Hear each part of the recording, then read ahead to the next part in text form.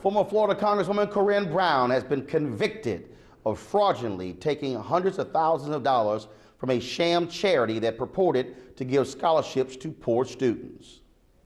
Well, she's strong. She's fighting for her innocence. She fought for her innocence during this trial, and she intends to continue to do so afterwards. After deliberating for nearly 2 days, the jury found Brown guilty on 18 of 22 counts of fraud and tax evasion. And in fact, they really only deliberated for 1 day because one juror was actually removed and they had to start over.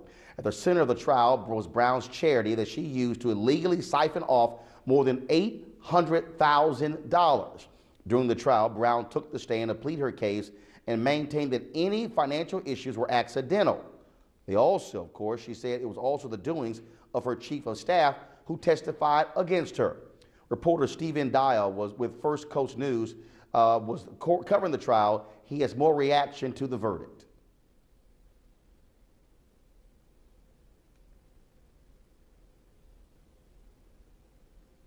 All right, folks, we're supposed to have, of course, an interview done with him, but we simply don't have that, so I apologize for that. This, of course, is a stunning development because Corrine Brown, a powerful member of Congress, strong machine down there in Florida. Now she, of course, will be heading to federal prison. She said, quote, "While I respect the jury's decision, I disagree with it, and I want to make it clear that I maintain my innocence. I did not commit these crimes, and I intend to file a motion for a new trial. I will continue to stand on my record of decades of faithful service to this community and the nation." Another portion says, "This fight is not over, and as I'm sure you know, I will continue to fight to clear my name and restore my reputation." Go back to our panel. Jameer Burley, Raynard Jackson, Barbara Arnwine. Jameer, I want to start with you.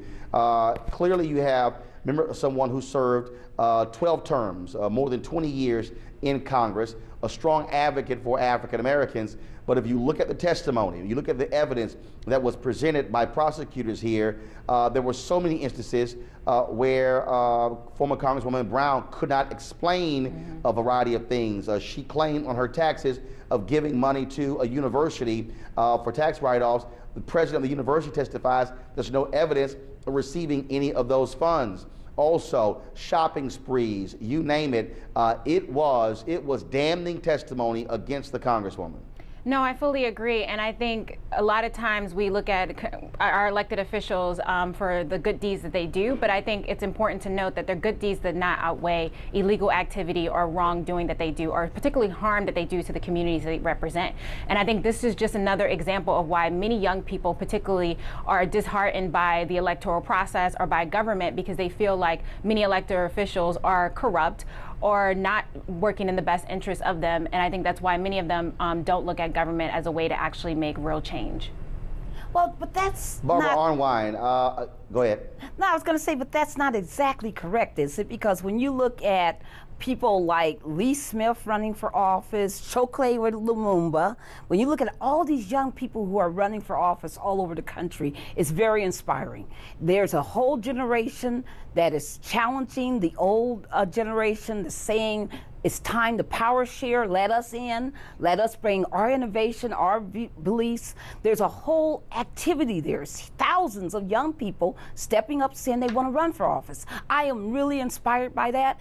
I'm really inspired by the young black women, Mary Hector and all the rest of them, Pat Hector. I think this is the right time. So I am, very concerned and saddened by what has happened to Corrine Brown. But I also want us not to lose sight that there's a generation preparing itself to walk on the stage and take over. No, they're definitely taking over, but from a reaction to the fact that they don't believe in government.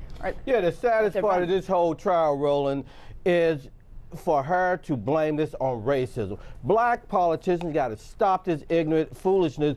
If either you committed the crimes you're accused of or you didn't. If you get caught, don't blame it on the system, white folks, racism.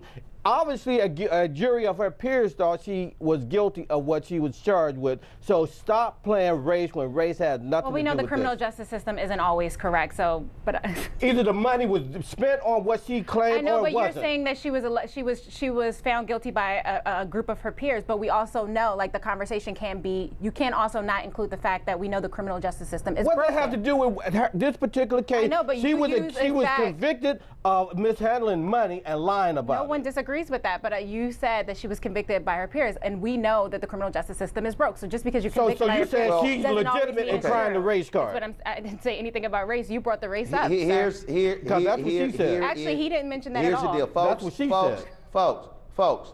This is a wasted conversation. The bottom line is this here. You did have African Americans who were on this jury.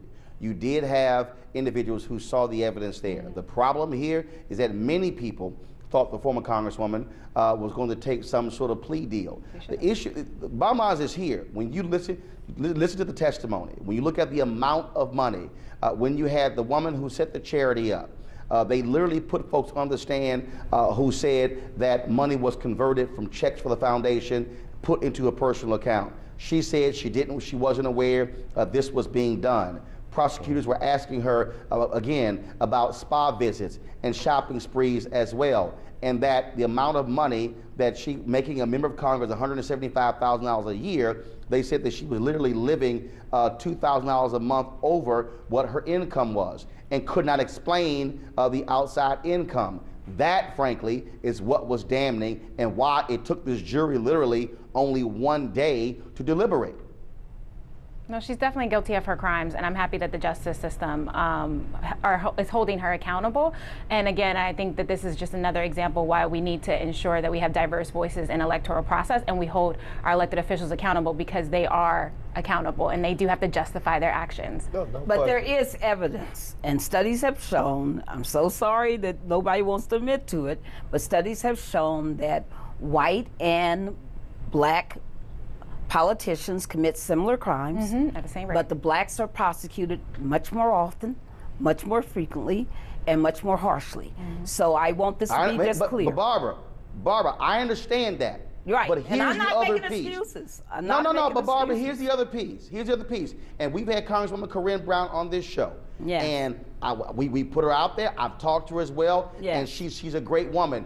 But at the end of the day, when you go to trial, yes, you have to be able to explain how in the world thousands of dollars got into your account that did not come from your check. And moreover than that, Period. if you're a black politician, you got to know that you got to be clean.